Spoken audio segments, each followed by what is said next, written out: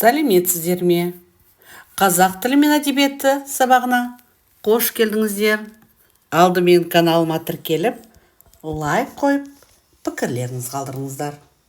Бүгінгі сабақтың тақырыбы судың маңызы. Сабақтың мақсаты шағын көлемді мәтіндердің мазмұнына жоспар құру, соған сүйеніп баяндау. Бүгінгі сабақтың жаңа сөздермен таныс болыңыздар. Тамшы, капля, қоры, запас, ресурсы. Тіршілік көзі, источник жизни, маңызы, смысл, либо значение, қырау, иней. Келесі айтылым тапсырмасында жұмбақ берілген, сол жұмбақты шешіп, жұмбақтан суреттерде кездесетін сөздерді тауып, сөз тіркестің құрастыру керек. Итак, в этом задании надо отгадать данную загадку, затем надо найти те слова, которые относятся к картинкам, и составить с ними словосочетание. Мен сұйықпын да, мұзбын да, тамшысымын жаңбырдың, оюланған қыраумын, жылымын да, салқымын.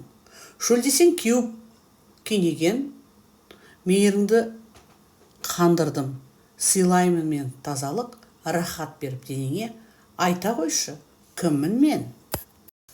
Здесь говорится о том, что она может быть жидкой и одновременно превратиться в лед, быть каплей дождя, инеем, быть теплой и холодной. Но если вы захотите пить, то может утолить жажду.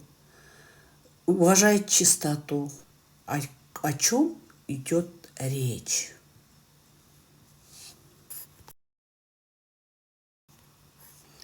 Өздеріңді тексеріңдер.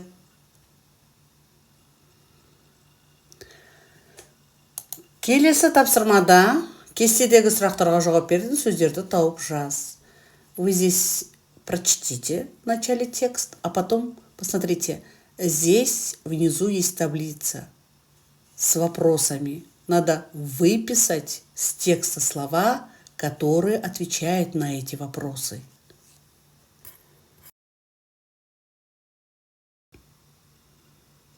Тамаша.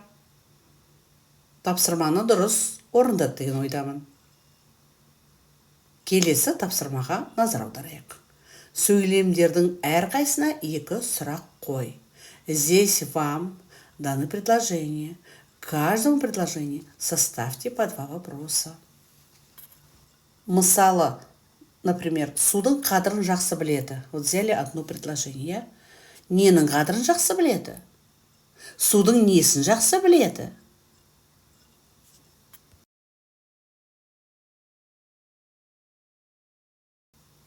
Жарайсыңдар.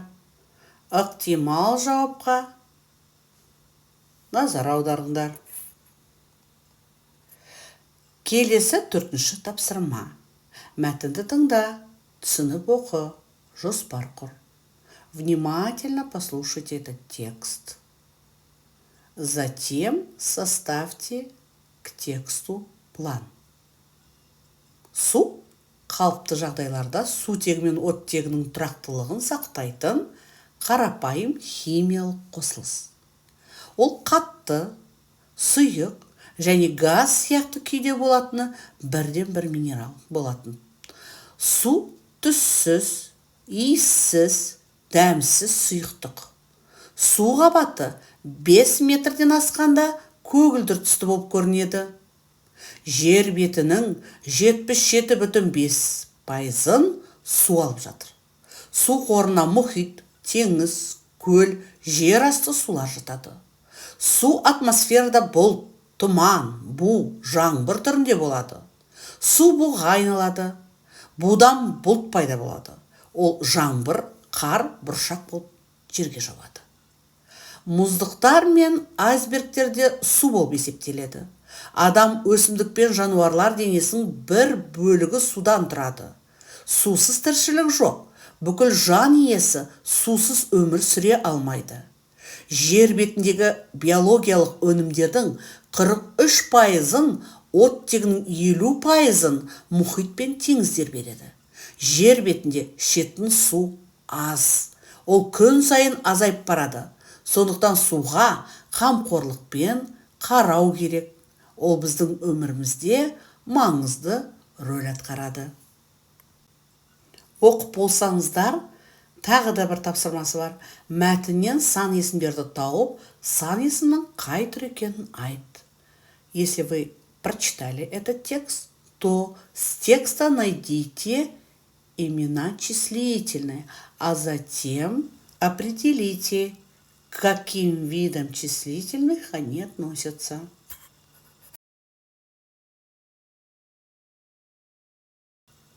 Тамаша.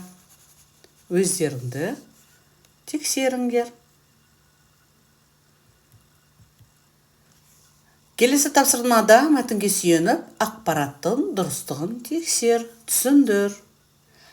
В следующем задании по тексту проверьте правильность информации. Объясните.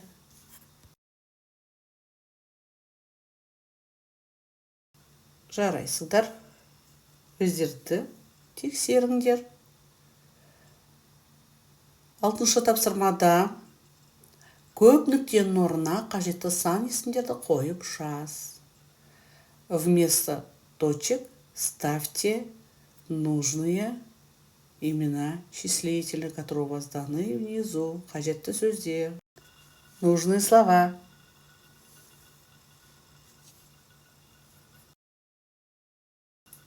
Дұрыс орындады деген ойдамын. Өзімізді тексереміз.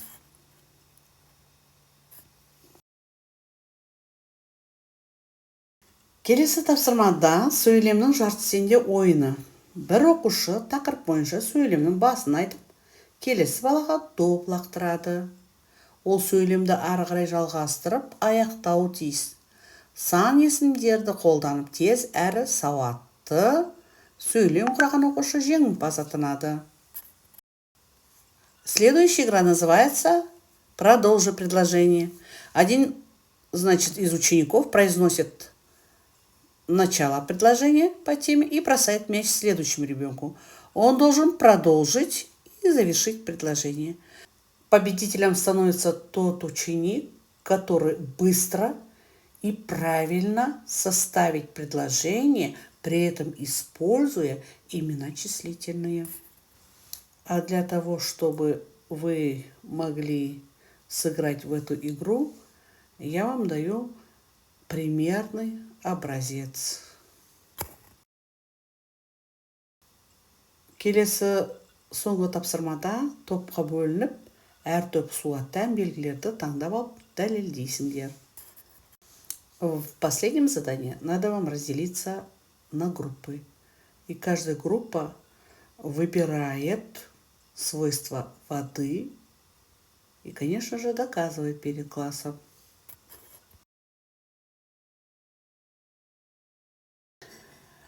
Сіздерге үлгі ретінде судың белгілері берілген. Осымен сабағымыз аяқталды. Назарларыңызға рахмет.